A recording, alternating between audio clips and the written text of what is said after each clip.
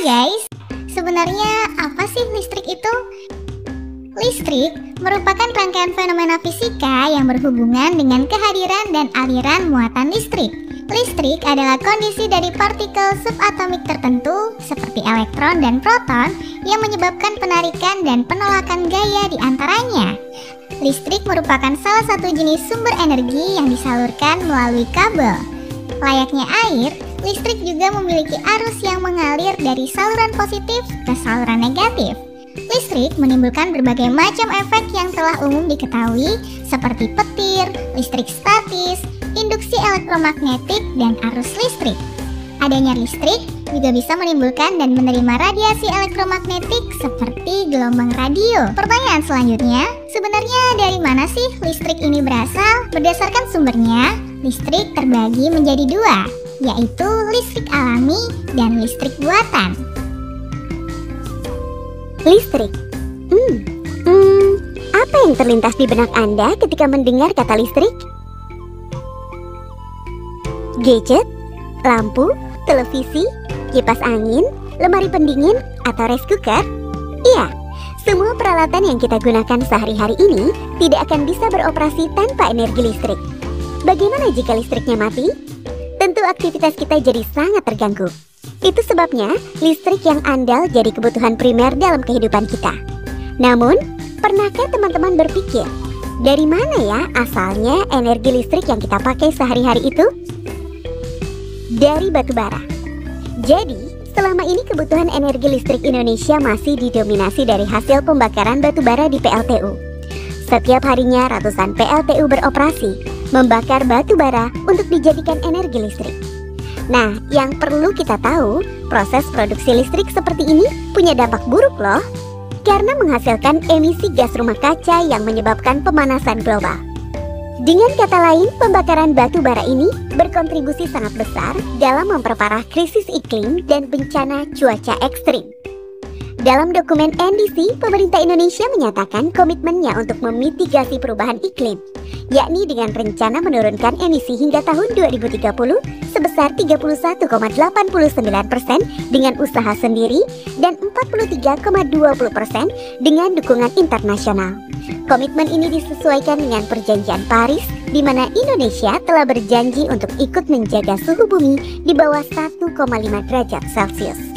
Salah satu cara untuk mencapainya yaitu dengan berhenti membakar batu bara dan mengganti PLTU dengan pembangkit listrik energi terbarukan. Teman-teman tahu tidak, Indonesia punya banyak sumber energi terbarukan yang melimpah ruah loh, seperti tenaga angin, matahari, mikrohidro, hingga tenaga ombak yang belum terjamah. Namun apakah sumber energi terbarukan ini yang diprioritaskan pemerintah Indonesia? Sayangnya tidak. Sebaliknya, pemerintah bersikeras tetap menggunakan batu bara. Aneh ya?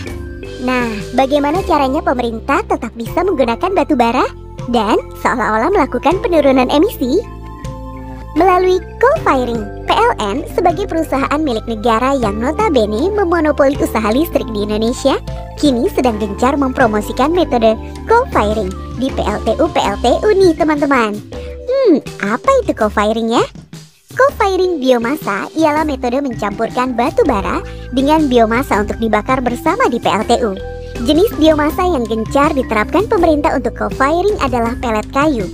PLN mengklaim praktik co-firing biomasa pelet kayu jadi cara paling jitu untuk transisi energi, karena tidak perlu bangun pembangkit listrik energi terbarukan dari awal.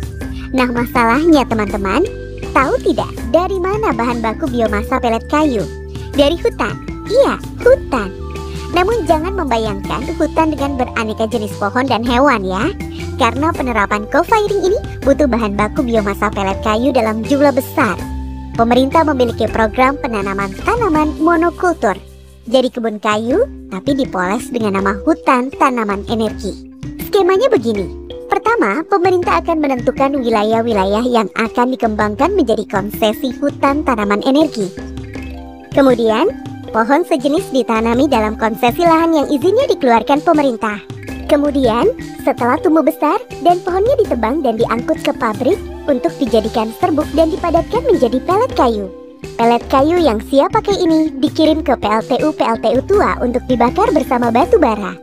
Nah, seluruh rangkaian aktivitas pembuatan pelet kayu ini akan melepas emisi gas rumah kaca ke atmosfer bumi, termasuk proses pembukaan lahan dan hutan.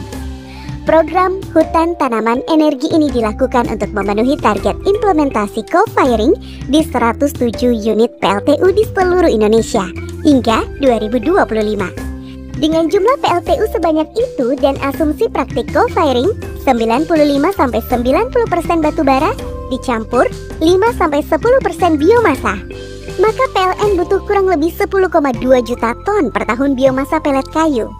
Tren Asia mengestimasi jumlah bahan baku biomasa sebesar itu akan membutuhkan lahan HTE paling sedikit 2,33 juta hektar atau sebanyak 35 kali luas daratan ibu kota DKI Jakarta. Itu artinya program hutan tanaman energi ini akan berpotensi menimbulkan deforestasi besar-besaran. Parahnya lagi, jika belajar dari kesalahan program hutan tanaman industri, potensi hutan alam yang terdampak juga besar loh. Imbasnya, habitat satwa liar, hewan, dan tumbuhan endemik yang ada di hutan alami bisa rusak. Tidak hanya berdampak ke hewan dan tumbuhan, deforestasi juga akan menimbulkan konflik lahan bagi masyarakat adat dan masyarakat lokal karena menghilangkan hutan alam sebagai warung hidup dan apotek hidup mereka. Tren Asia juga menghitung seluruh proses ini berpotensi menghasilkan total emisi hingga 26,48 juta ton setara karbon dioksida per tahun.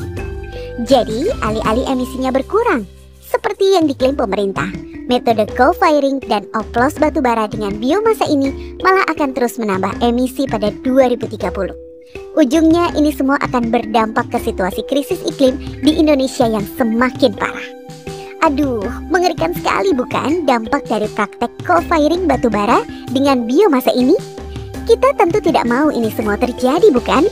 Ayo, desak pemerintah untuk serius transisi energi dengan memensiunkan PLTU batu bara, menghentikan program co-firing, menyetop pembangunan PLTU batu bara baru, dan menghentikan program hutan tanaman energi. Kita harus menghentikan solusi palsu demi kehidupan bumi, demi kemanusiaan, dan yang kita tinggal di dalamnya lebih sehat dan sejahtera.